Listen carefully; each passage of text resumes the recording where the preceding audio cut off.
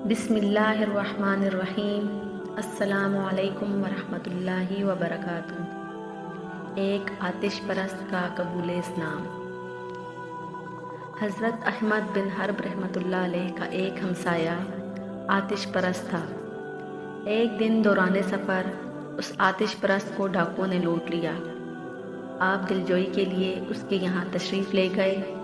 وہ بڑے احترام کے ساتھ پیش آیا۔ چونکہ وہ زمانہ قحط سالی کا تھا، اس لیے آتش پرست نے اپنے دل میں خیال کیا کہ شاید آپ کھانا کھانے کی غرض سے یہاں آئے ہیں۔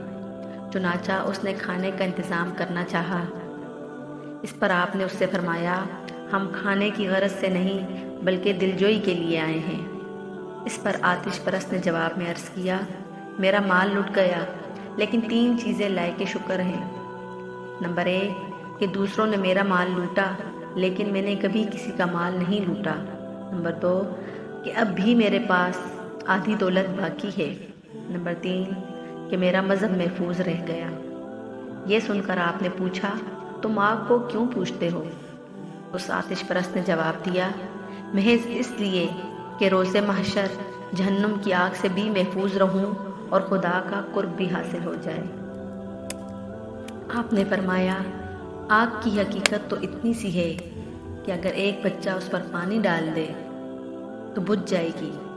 اس کے علاوہ تم 17 سال سے آگ کو پوج رہے ہو، لیکن آج تک اس آگ نے تمہارے ساتھ کیا حسن سلوک کیا کہ جس کی بنا پر تم قیامت کے روز اس سے بہتری کی توقع رکھتے ہو۔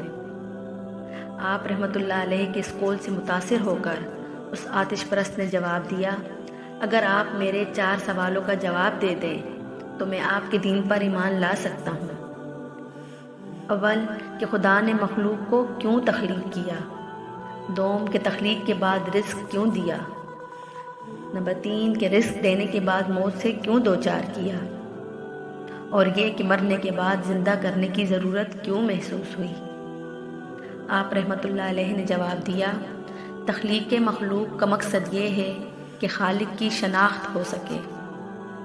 رزق عطا کرنے کا مقصد یہ ہے کہ اس کی رضاکی کا اندازہ کیا جا سکے، اور موت کا مقصد اس کی جباری و قہاری کا اندازہ کرنا ہے، اور موت کے بعد زندگی کا مقصد یہ ہے کہ اس کے قادر ہونے کو تسلیم کیا جائے۔ اتنا کہنے کے بعد آپ بہت دیر تک آگ میں ہاتھ ڈالے بیٹھے رہے، لیکن آگ سے آپ کا ہاتھ متاثر نہ ہوا۔ یہ دیکھ کر وہ آتش پرست فوراً مسلمان ہو گیا۔